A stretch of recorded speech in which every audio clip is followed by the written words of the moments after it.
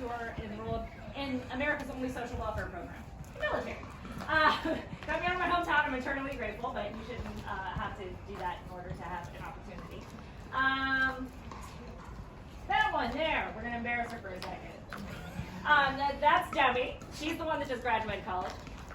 When Debbie was 3 years old, she was notified. I was notified by the people at the Child Development Center, where she went to school for a fee based on my pay grade. So it was only allowed to be 5% of my pay, and it was universal trust-based. Everybody had affordable childcare. So she went there with trained professionals, and after about 6 months, one of them came to me and said, "Katie, I'm a little concerned that Demi is language delayed." So I said, "Oh, she speaks." And they said, "Yes, she speaks, but her own language, and you understand it, so you haven't noticed." So I had an outsider help me out with that. I was a young single mom by myself in Germany.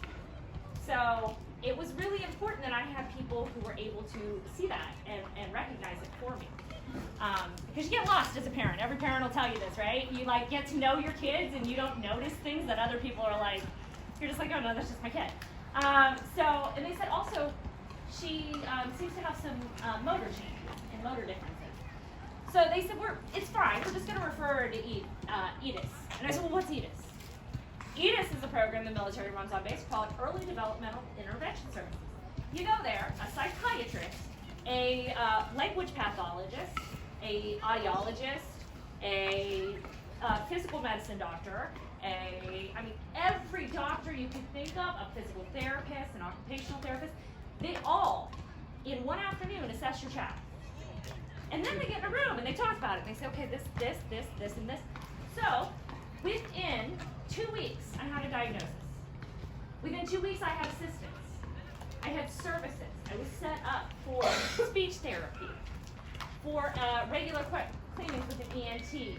I was set up with a developmental psychiatrist to help her through, and an occupational therapist to help her with some of the gross motor difficulties. I also had a dance program to help with balance. A certified dance instructor who taught regular dance took my student into her class for free and taught her ballet. Even picked her up from the child care program.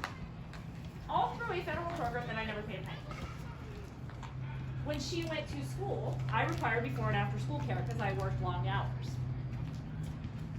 They picked her up, took her to school. Afterwards, they gave her activities that were appropriate age and for her differences. She went to movies, they got her ballet class. They took them on field trips.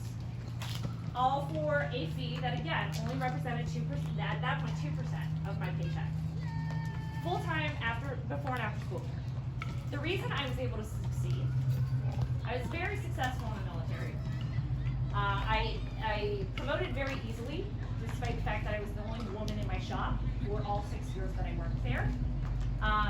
It was not easy, but I was able to do that. I was able to care for my child as a single mom. I was able to deploy.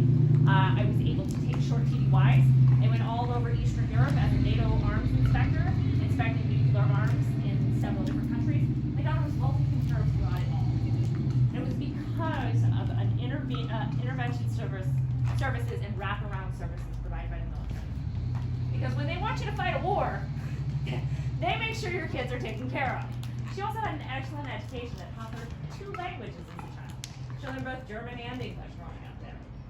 She does not speak German now, but her Russian is impeccable. That's what she just got her degree in. That's one of her majors. But she will not speak it for you. She's too shy.